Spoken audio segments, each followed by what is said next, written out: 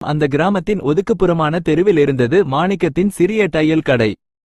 பழைய தையல் இயந்திரம் ஓடும் சத்தம் அந்த தெருவின் அடையாளமாகவே மாறிப்போயிருந்தது. மாணிக்கத்திற்கு வயது 50ஐ தாண்டியிருந்தது. உடல் மெலிந்திருந்தாலும் அவர் கண்களில் எப்போதும் ஒரு தெளிவு இருக்கும். அவரது மனைவி மல்லிகா அடிக்கடி சொல்வார், ஊர்ல இருக்கிற மத்த தையல்காரங்க எல்லாம் வசதியா போயிட்டாங்க, நீங்க இன்னும் பழைய மெஷினை வச்சுக்கிட்டே கஷ்டப்படுறீங்களே.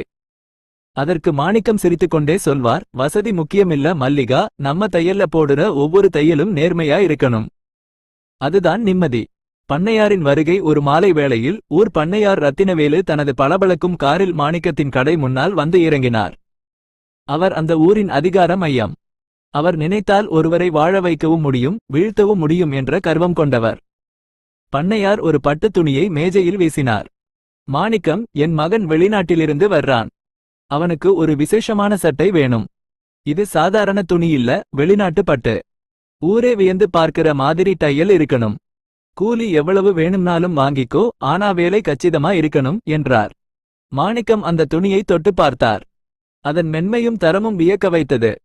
சரிங்க ஐயா, இன்னும் 3 நாள்ல தந்துடுறேன். கூலி 500 ரூபாய் ஆகும் என்றார் மாணிக்கம்.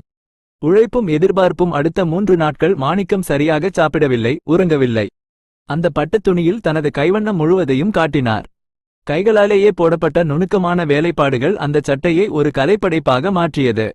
மல்லிகாவே ஆச்சரியப்பட்டாள், இது சட்டையா இல்ல ஓவியமா என்று. பண்ணையார் சொன்ன நாளும் வந்தது.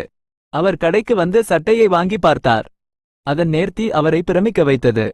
ஆனால் ஒரு ஏழை தையல்காரனிடம் தனது பிரமிப்பை காட்டிக்கொண்டால் கௌரவம் குறைந்துவிடும் என்று எண்ணிய அவர் வேண்டுமென்றே முகத்தைச் சுளித்தார். மோதல், என்னப்பா இது? அங்கங்க தையல் கொஞ்சம் கோணலாயிருக்கே, இதற்கா 500 ரூபாய் கேட்டாய் என்று பொய்யாக குற்றம் சாட்டினார் பண்ணையார். மாணிக்கம் அமைதியாக, ஐயா, இதுல ஒரு தையல் கூட கோணல் இருக்காது. என்னோட 30 வருஷ அனுபவத்தை சொல்லி கேக்குறேன் என்றார். பண்ணையார் கோபமடைந்து பாக்கெட்டிலிருந்து 200 ரூபாயை மட்டும் எடுத்து மேஜையில் விசிறி அடித்தார். இந்த சட்டைக்கு இதுவே அதிகம். மிச்ச பணம் வேணும்னா எங்க வீட்டு வாசல்ல வந்து காத்து கிடந்து வாங்கிக்கோ. நான் யாருக்கும் சும்மா காசு கொடுக்க மாட்டேன் என்று ஏளனமாக பேசினார். மாணிக்கத்தின் நெஞ்சில் ஏதோ ஒன்று சுளீரென தைத்தது. ஐயா, நான் பிச்சை கேட்கல. என் உழைப்புக்கான கூலியை தான் கேக்குறேன். பேசிய காசை தந்துடுங்க என்றார் உறுதியாக. அதிகாரமா பேசுறியா?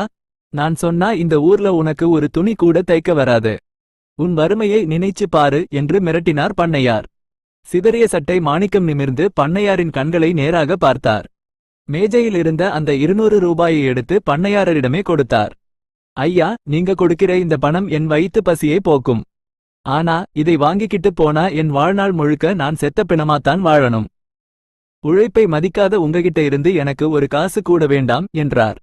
திடீரென மேஜையில் இருந்த கத்தரிக்கோலை எடுத்தார். பண்ணையார் கண் இமைக்கும் நேரத்தில் தான் 3 பகல் 3 இரவு கண் விழித்து தைத்த அந்த பட்டுச்சட்டையை சரக் சரக் என துண்டு துண்டாக வெட்டி எறிந்தார். சுற்றிலும் இருந்தவர்கள் அதிர்ச்சியில் உறைந்தனர். என் கையில் இருந்த வரைக்கும் இது என் உழைப்பு. அதை மதிக்காத உங்களுக்கு இது வெறும் குப்பைதான். போங்க ஐயா, காசை விட எனக்கு என் சுயமரியாதை தான் பெருசு என்று இடி முழக்கமாய் சொன்னார். பண்ணையார் அவமானத்தில் தலை குனிந்தார். பணம் இருந்தால் எல்லோரையும் அடிமையாக்கலாம் என்ற அவரது எண்ணம் அந்த சிறிய தையல் கடை வாசலில் சுக்குநூறாக உடைந்தது. எதற்கும் அஞ்சாத மாணிக்கத்தின் அந்த உருவம் பண்ணையாரை பயமுறுத்தியது. அவர் பேசாமல் அங்கிருந்து நகர்ந்தார். முடிவு அன்று இரவு மாணிக்கத்தின் வீட்டில் அடுப்பு எரியவில்லை. ஆனால் மல்லிகாவின் கண்களில் தன் கணவனை பற்றிய பெருமிதம் மட்டுமே இருந்தது. மாணிக்கம் தனது பழைய இயந்திரத்தை துடைத்துக் கொண்டிருந்தார். அன்று அவர் இழந்தது சில 100 ரூபாய்கள், ஆனால் அவர் பெற்றது ஒரு மனிதன் நிமிர்ந்து வாழ்வதற்கான பெரும் வலிமை.